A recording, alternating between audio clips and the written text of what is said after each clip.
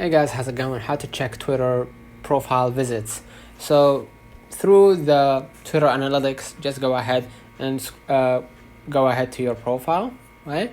And you can, under the tweet tab, you can see the impressions of for your tweet, but profile visits are not listed.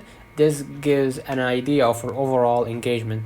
You can use a third-party tool like Hootsuite, Sprout Social to see, or they can provide an estimated metric about profile visits and engagement. So let me know in the comments if this video helped you. Don't forget to like and subscribe, and thank you for watching.